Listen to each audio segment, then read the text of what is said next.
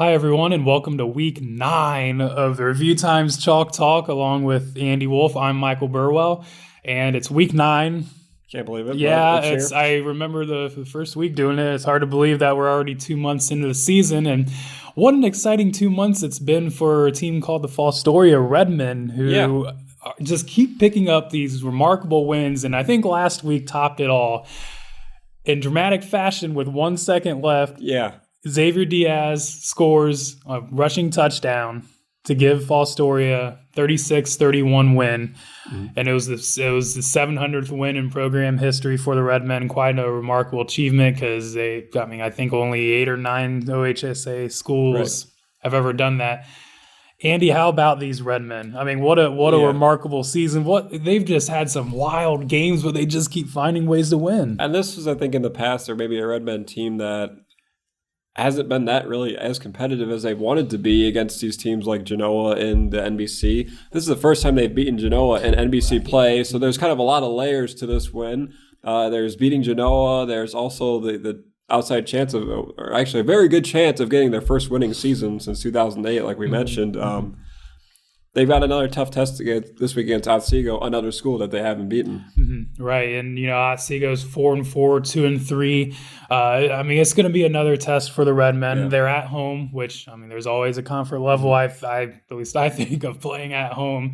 Fostoria right now is 5-3 and 3-2, and week 10 they have Woodmore, and let's face it, they're going to win. I mean, Woodmore is winless, and tough year for them. So I think Fostoria would feel a heck of a lot better about their season if they can win this week against Otsego. Like I said, Otsego is a team that they've never beaten before, and I believe a couple of years ago, Otsego was one of the winless teams in the NBC. It might have been about week 9 around this time, and Otsego beats Fostoria. So it's one of those years that Fostoria had 3 or 4 wins, but Otsego 7-3 season last year, didn't make the playoffs. They were a playoff team before. This is a program like Fostoria that's kind of been on the turnaround as well, and this year they've been tough to figure out. They played Liberty Center. They lost 19-14, and Liberty Center is a playoff team in the Evertough Region 23. Right. On the flip side, though, they lost pretty decisively to a Lake team that's about 3-5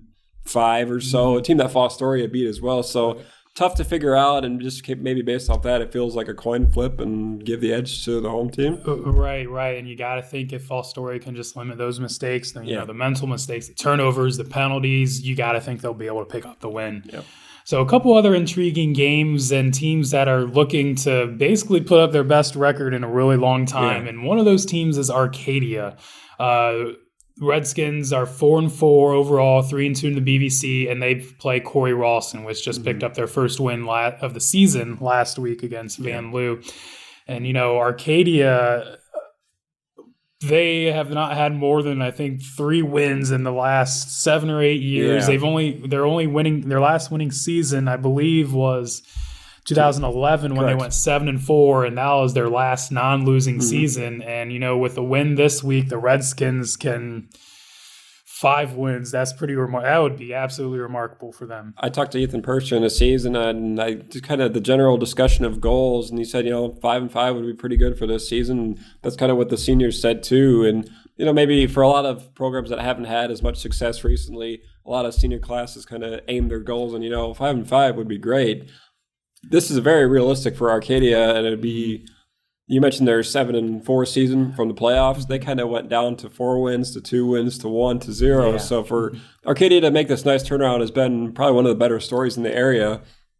Without a doubt. With Fostoria as well, too. Absolutely, without a doubt. And, Arcadia's got a tough test week 10. They play Pandora Gilboa, and PG has had a lot of really, really close losses this year, but I watched them in the first quarter against Arlington last week. They have some pretty good athletes. So, you got to think, I think Arcadia could put up a fight against PG, but I think they definitely want to take care of business this week against Corey Rawson. I like PG in that matchup, too. I was looking at the other Division 7 schools that were 3-5. PG has the most Harbin points of any of them. So PG's a very deceptive 3-5, very tough 3-5. Right, for sure. Another interesting game this week in the Sandusky Bay Conference River Division is Tiffin Calvert at Hopewell Loudon. Yeah.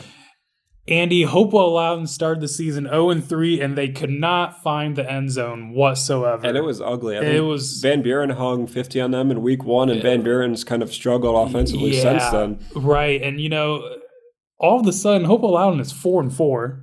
They've won 4 of their last 5. They're 3-1 in the SBC River. Now, Gibsonburg, they're rolling right along through the SBC River, and Hopewell's got to match up with them in week 10 against Gibsonburg. But this week it's kind of a toss-up game with Tiffin Calvert. Calvert's 3-4, 2-2 in the SBC River, and Calvert has actually not played in a couple weeks, right? Because they with the Sandusky St. Mary having to drop to, I believe, 8-man football. They were not able to fill that hole.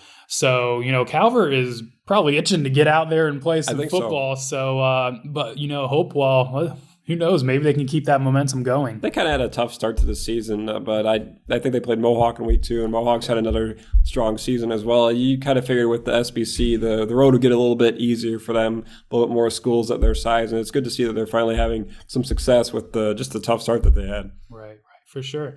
Some other games to look forward to this week. Riverdale is at Van Loo. Van Buren is at Arlington. Eastwood is at Elmwood. Ooh. Tough one. That's going to be tough for the Royals. Eastwood's pretty good. And then also have Danbury at Lakota. So be sure to check out the Review Times Saturday morning and the reviewtimes.com for all of the scores from Friday night's football action.